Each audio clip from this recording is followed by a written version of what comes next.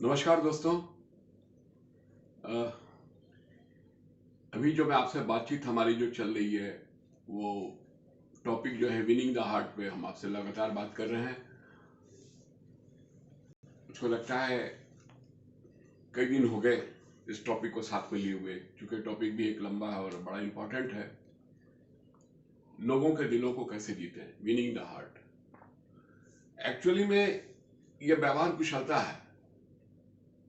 ये totally depending upon our behaviour that how to win the people.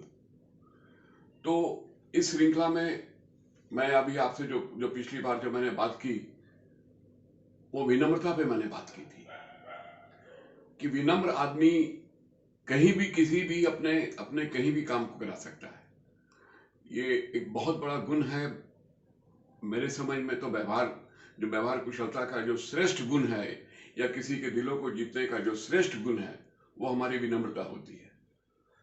हाँ, ये बात अलग है कि पता नहीं क्यों लोग विनम्र को कमजोर मान लेते हैं कि ये कमजोर है, लेकिन विनम्र कमजोर नहीं होते हैं दोस्त। देखो, नदी जितनी गहरी होती है ना उतनी ही शांत होती है। तो नदी का शांत होना ये उसकी गहराई को बताता है। और उसी तरह से जो विनम्रता है ना वो एक आदमी की जो बेस्ट क्वालिटी होती है ना उसको दर्शाती है कि अंदर से एकदम शांत और गंभीर है। तो विनम्रता कोई कमजोरी नहीं है। मैंने कल ये भी कहा था कि जब पेड़ पे फल लगते हैं तो पेड़ झुक जाता है, जैसे जैसे फल लगते हैं वैसे वैसे झुकता है। और हाँ, एक बात और है, पेड़ में फल लगते हैं ना तो पत्थर भी चलते हैं। पत्थर उसी पेड़ पे लगते हैं, उसी पेड़ पे चलाए जाते हैं दोस्त जिसमें फल लगे होते हैं। और जिस पेड़ पे फल ही नहीं है तो उसमें कोई पत्थर क्यों मारेगा। जिसने जीवन में कुछ अचीव ही नहीं किया है तो उसकी निंदा क्या करेगा। देखो, जीवन में निंदा भी उसी की होती है जो कुछ आगे बढ़ चुका है, कुछ प्राप्त कर चुका है, कुछ उसकी अचीवमेंट है। अब अचीवमेंट अगर है ना तो लोगों की जेलिसी उसके साथ है। अगर जेलिसी है, ईर्ष्या हो गई मन में, तो उसकी निंदा शुरू हो जाएगी, आलोचना शुरू हो जाएगी, यानी पत्थर लगने लगे। तो मैं ये कहता हूं कि जब पत्थर लगने लगे ना, जब आलोचना और निंदा होना, तो कभी घबराना नहीं चाहिए। बस भगवान के आगे जाके हाथ जोड़ के खड़े हो जाना चाहिए कि हे ईश्वर, थैंक यू वेरी मच। आज मेरे बारे में लोग बात करने लगे, आज मेरी आलोचना करने लगे, इसका मतलब है कि आपने हमको बहुत कुछ दे दिया है। I am very much obliged to you. दोस्तों, विनम्रता का मैंने देखा है जो कई रुके हुए कामों को जो जिस आसानी से निकल आते हैं और कितना स्मूथली जो हमारे काम हो जाते हैं, कितना बड़ा हथियार का ये काम कर जाती है। कभी मुझको अपने जीवन की एक बड़ी अच्छी घटना याद आती है दोस्त। मैं वो घटना भी आपको सुना ही दूं। ये बहुत पहले की बात है, जब सहारा एयरलाइंस होती थी। तो एक बार मैं बॉम्बे से आ रहा था, तो मेरी जो टिकट थी बॉम्बे टू दिल्ली, और दिल्ली मुझको एक दिन रुकना था और दूसरे दिन दिल्ली से पटना की फ्लाइट पकड़नी थी नेक्स्ट डे। एक दिन मैंने सोचा था बच्चों के पास रुक लूं और दूसरे दिन फ्लाइट पकड़ के पटना आ जाऊंगा। तो उस समय में ये ई टिकटें वगैरह का प्रचलन नहीं था, ये ट्रैवलर एजेंट टिकटें बना के देते थे। तो मेरी जो फ्लाइट थी दिल्ली से पटना की, उसमें 13:50 लिखा हुआ था, यानी दोपहर के 1:50। दूसरे दिन जब मैं एयरपोर्ट गया, 1:50 की फ्लाइट थी, मैं 12 बजे पहुंच गया। जब मैं 12 बजे पहुंचा तो मैंने एक बोर्ड पर देखा कि वो डिस्प्ले हो रहा था कि पटना की जो फ्लाइट है वो बोर्डिंग, सहारा पटना फ्लाइट बोर्डिंग। तो मैंने कहा, सोचा कि 1:50 में ये फ्लाइट है और ये बोर्डिंग हो रही है, ये कोई दूसरी फ्लाइट है क्या। मैंने सही काउंटर पर जाके पूछा कि ये जो पटना की फ्लाइट अभी जा रही, बोले हाँ सर, पटना की फ्लाइट अभी जा रही है, ये आपकी 12:15 बजे खुलनी है, यहां से चलेगी। तो मैंने कहा कि ये सहारा की फ्लाइट 12:15 बजे एक जाएगी, फिर 1:50 में फिर जाएगी। तो वो सामने लड़की बैठी थी, उसने कहा कि 1:50 में तो कोई फ्लाइट नहीं है। तो मैंने उसको अपनी टिकट दिखाई। कहती सर ये तो गलत है, ये तो ट्रैवलर एजेंट ने गलती कर दी। 1:50 जो पटना पहुंचने का टाइम था वो उसने यहां से निकलने का टाइम दे दिया आपको। Very sorry. तो हमने कहा कि इसमें हमको एडजस्ट कर लो। तो बोली सॉरी सर, अब तो गेट भी बंद हो गया और इसमें कोई सीट भी नहीं है और गेट भी बंद हो चुका है, हम कोई ट्राई भी नहीं कर सकते और आज सारे दिन में कोई फ्लाइट नहीं और दूसरी कोई फ्लाइट भी नहीं है, हम आपको हेल्प नहीं कर सकते इसमें। मैं थोड़ा तनाव में आ गया कि अब सारा दिन मैं क्या करूंगा, कैसे और फिर कैसे जाऊं, वापस जाऊं, बेटे को हॉस्टल जाऊं, इतनी दूर, उससे बेटा हॉस्टल में रहता था। तो मैंने उसको अपनी प्रॉब्लम बताई तो बोली सर वी आर हेल्पलेस। तो हमने उससे कहा कि आप अपने सीनियर किसी से बात करा दो हमको। तो उसने सीनियर से बात कराई। सीनियर वो भी एक लेडी थी, वो आई। तो मैंने उससे रिक्वेस्ट की और बताई प्रॉब्लम। तो बोली सर हमारी तो कोई गलती नहीं है। तो हमने उससे कहा गलती तो हमारी भी नहीं है। तो बोली सर हम इसमें मैक्सिमम यही हेल्प करेंगे कि आपको इसी टिकट पे आपको कल की फ्लाइट अलाउ कर देंगे। तो मैंने कहा आज दिन भर मैं रहूंगा कहाँ, फिर मैं 60-70 किलोमीटर जाऊंगा, कहाँ कैसे जाऊंगा, क्या करूंगा, मेरे पास तो उतने पैसे भी अब नहीं है, मैं तो वापसी में जा रहा हूँ। तो बोली सॉरी सर, हम आपकी क्या मदद करें, आई एम वेरी सॉरी। तो हमने उससे रिक्वेस्ट की कि एक बार अपने मैनेजर से आप बात करा सकते हो तो कराओ, शायद वो कोई इंतजाम करें। और मैं इतना हम्बली बोल रहा था कि उसने कहा ठीक है सर मैं मैनेजर से मिलवा दूं। तो उसने अपने मैनेजर एक मुझको लेके गई, तो एक और सीनियर मोस्ट उनके पास ले गए, उनके चैम्बर में। तो मैंने जाकर अभिवादन किया और मैंने कहा कि सर ऐसी ऐसी बात है। तो मैं तो चूंकि सहारा को बहुत ही अच्छा मानता हूँ और आपकी सर्विसेज की तो मैंने हमेशा तारीफ की है, मैंने तो आर्टिकल भी लिखा है कि you are the Sahara is providing the surprising service to the people, और इसमें मैं क्या करूं। और दूसरी बात है सर कि आप ये जो ट्रेवलर एजेंट होते हैं इसको तो आप बहाल करते हैं। तो इतना इम्प्रेस हुए, उन्होंने कहा कि अच्छा ठीक है कोई बात नहीं, आप बैठिए। उन्होंने मेरे लिए चाय मंगवाई, इमीडिएट चाय मंगवाई कि आपके साथ चाय पियेंगे। उसके बाद तुरंत उन्होंने अपने असिस्टेंट से कहा कि अशोका होटल में एक सुपर डिलक्स रूम बुक कर दो और टैक्सी बुला के सर को वहाँ भिजवा दो। सर वहाँ हमारे गेस्ट होके रहेंगे, आज हमारे वीआईपी गेस्ट हैं। और कल की जो इनकी टिकट है, इस टिकट पे कल की टिकट की एंट्री कर लो और सर को इकोनॉमी क्लास से जे क्लास में कन्वर्ट कर दो, बिजनेस क्लास में जाएंगे, seat number 1। I was surprised, इतना कुछ उन्होंने जो दिया तो मैं एकदम सरप्राइज हो गया। तो मैंने सोचा कि ये, तो उन्होंने एक ही चीज कही कि हमको यही फीडबैक मिला कि आपने जितनी विनम्रता से बात की, जितने अच्छे तरीके से आपने बात की, कि हमारे सारे स्टाफ कह रहे थे कि अगर दूसरा कोई होता तो वो शाउटिंग करता, वो चिल्लाता कि साहब ट्रेवलर एजेंट आपका आदमी है, मेरा आदमी नहीं है। लेकिन आपने कुछ नहीं कहा, आप इतनी शांति से बात करते रहे। जबकि आपके अधिकार क्षेत्र में लोग समझ लेते हैं कि मेरे अधिकार क्षेत्र की बात है और लोग शॉटिंग शुरू कर देते हैं। लेकिन आपके व्यवहारों पर ही हम लोग को लगा कि कुछ तो आप में जरूर अलग है, and we have to learn something from you, आपसे सीखने के लिए बहुत कुछ है। तो सर आज हमारे गेस्ट होकर रहिए।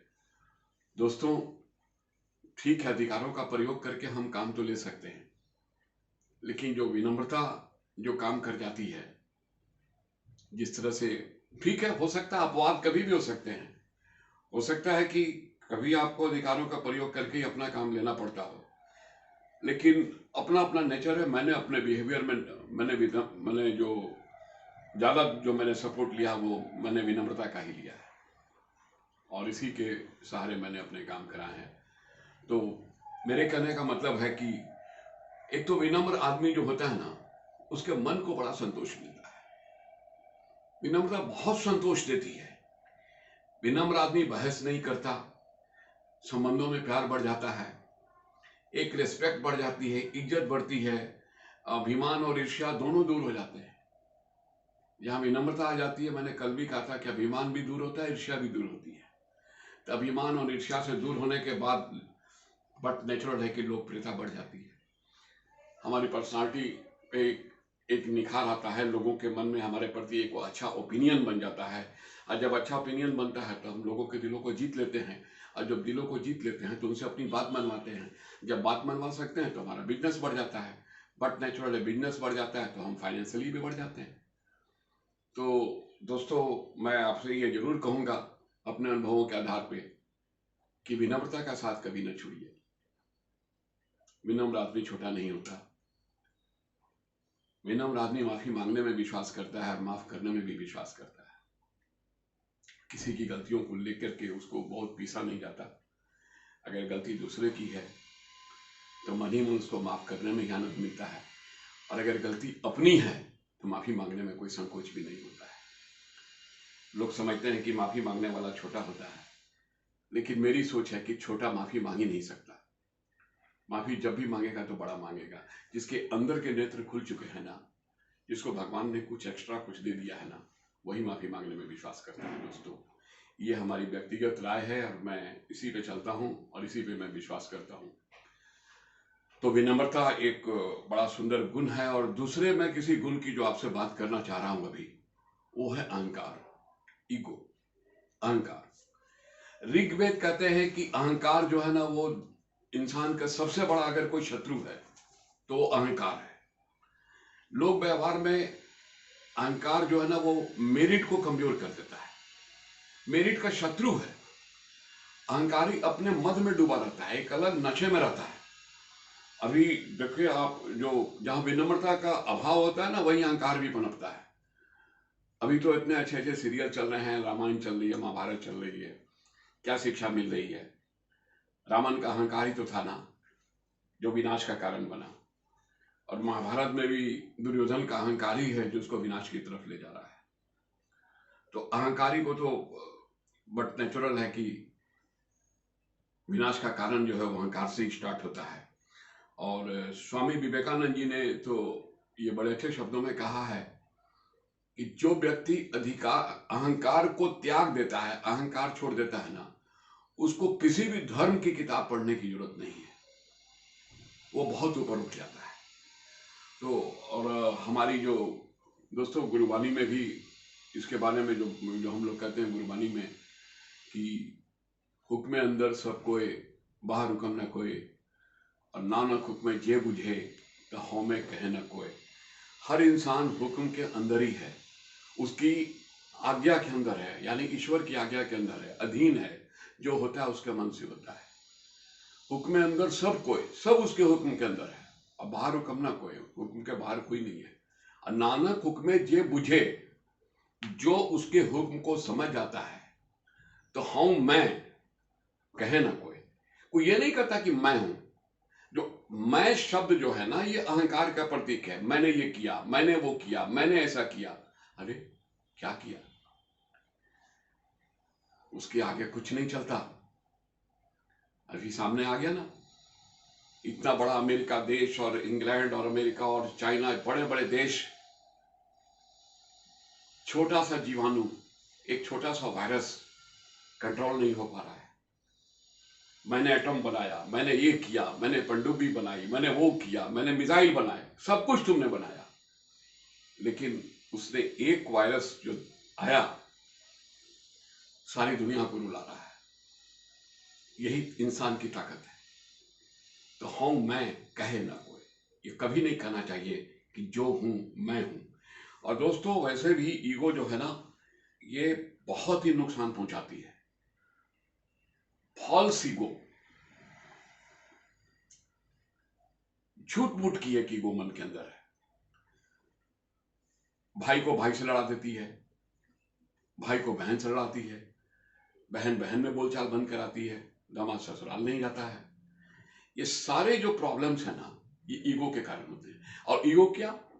मैं पहले क्यों, मैं पहले क्यों, बस यही एक बात कि मैं पहले क्यों, मैं पहल क्यों करूंगा। बरसों बीत जाते हैं, भाई भाई से बोलचाल नहीं होती है, बरसों बीत जाते हैं,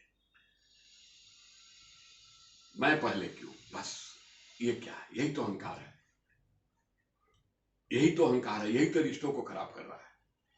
मैं इसमें एक बहुत ही एक सुंदर घटना है, बॉम्बे की, हमारे दोस्त की ही है, सच्ची घटना है, लेकिन मैं पूरा खुल के नाम लेकर नहीं कुछ ऐसे कहूँगा। लेकिन एक लड़का है जो उसमें 10th क्लास में पढ़ता था, माँ बाप का इकलौता बेटा था, सत्यजीत इकलौता बेटा था माँ बाप का। एक बार स्कूल की टीम बॉम्बे से गोवा जा रही थी, तो उसने अपने घर में कहा, अपने पिताजी से कहा कि मैं भी जाना चाहता हूँ। लेकिन गरीबी थी घर में। पिताजी ने कहा कि मैं इतने पैसे नहीं दे सकता तुमको कि तुमको मैं गोवा भेजूं। लेकिन वो लड़का जिद पे अड़ गया। उसने माँ से कहा कि माँ, मेरे सारे दोस्त जा रहे हैं, मुझको भी जाने दो। माँ ने कहा उसके पिताजी से कि इसको भेज दीजिए, सत्यजीत को भी भेजिए, सब लोग जा रहे हैं तो। लेकिन उन्होंने फिर असमर्थता दिखाई, तो इसने घर में खाना पीना बंद कर दिया, थोड़ा नाराज रहने लगा, उदास रहने लगा। जब लास्ट डे था, जब पैसे जमा करने का, तो इसने अपनी माँ से कहा कि माँ, कल पैसे नहीं जमा होंगे तो उसके बाद नहीं होंगे, परसों तो टीम चली जाएगी। तो उसने फिर अपने हस्बैंड से कहा, इसकी माँ ने हस्बैंड से कहा कि इसको 1500 रुपये की बात है, इंतजाम करके दे दीजिए। उसके पिताजी ने कहा कि अच्छा, मैं शाम में आऊँगा तो मैं ला के दे दूँगा। ये बड़ा खुश हो गया कि अब मैं भी जा सकूँगा। तो रात में जब पिताजी वापस आए तो अपने कमरे में जाके सो गए, बात नहीं की, ना पैसे दिए। कि माँ ने जाके कहा, पूछा भी, तो उन्होंने कहा कि मेरी तबीयत ठीक नहीं है, मुझको सोने दो। और ये गोवा नहीं जा सका। तो उसके बाद से फादर से बोलचाल बंद कर दी, और एक घर में रह के भी बोलचाल बंद, न ठीक से खाना खाना, न ठीक से मन लगा के पढ़ना। घर का वातावरण ही एकदम बिल्कुल टेंस रहने लगा। ये स्कूल जाता था लेकिन मन भी नहीं लगता था इसका। एक दिन ये मुंह पे चादर लेकर सो रहा था, लेटा हुआ था, तो उन लोगों ने समझा, हस्बैंड वाइफ ने, कि ये सोया हुआ है, तो आपस में बात कर रहे थे। इसकी माँ ने कहा कि उसके पापा से कि आपने उसको 1500 रुपये नहीं दिए और वो नहीं जा सका, इसका नतीजा ये हुआ कि वो आपके बोलचाल बंद हो गए, आपस में बातचीत नहीं करते, क्या घर का वातावरण हो गया है, आपने क्यों नहीं दिए पैसे, आपने कह के नहीं दिए। तो उसके पिताजी ने कहा कि तुम क्या समझती हो, मैं उससे प्यार नहीं करता, मेरा एक ही तो बेटा है, उससे नहीं प्यार करूंगा तो किससे करूंगा। मैंने इसको गोवा भेजने के लिए अपने 3 दोस्तों से 500-500 रुपये उधार मांगे थे, और 1500 रुपये लेके मैं आ रहा था। बस में किसी ने पॉकेट काट दी और मेरे 1500 रुपये चले गए। मेरी हिम्मत नहीं थी कि मैं अपने बेटे से कहूं कि मेरी पॉकेट कट गई है, शायद मेरा बेटा विश्वास ना करे। उसके बाद से मेरी तबीयत खराब रहने लगी। इसने सुना, इसे सोचा कि पापा की कोई गलती नहीं है, मैंने बोलचाल क्यों बंद कर दिया। दूसरे दिन स्कूल गया, सोचा कि आज वापस जाऊंगा तो पापा से बातचीत करूंगा, पापा की गलती तो है नहीं। फिर इसके मन में एक ही बात आ गई कि उन्होंने हमको साफ साफ क्यों नहीं कहा, पहले वो बोलेंगे तब मैं बोलूंगा। एक दिन और बीत गया, दूसरे दिन फिर वही बात हुई कि पहले वो बोलेंगे तब मैं बोलूंगा। इस तरह से 3-4 दिन बीत गए।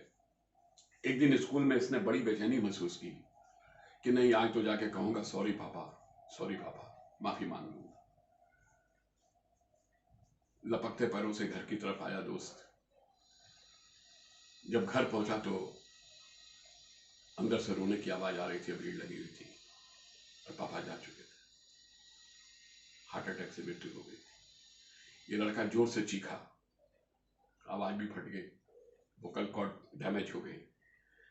बस यही लिख के कहता था, लिख के बताता था, आई कुड नॉट से सॉरी टू माई पापा, आई कुड नॉट से सॉरी टू माई पापा। तो मैं यही कहता हूं दोस्त, ये तो कभी भी किसी के साथ ऐसा हो सकता है। एक अहंकार ने उसको अपने बाप से बातचीत नहीं करने दी, ना लास्ट में माफी मांग ली थी, और पापा चले गए। जरा सोचो, सिर्फ अहंग ही तो था ना कि मैं पहले क्यों।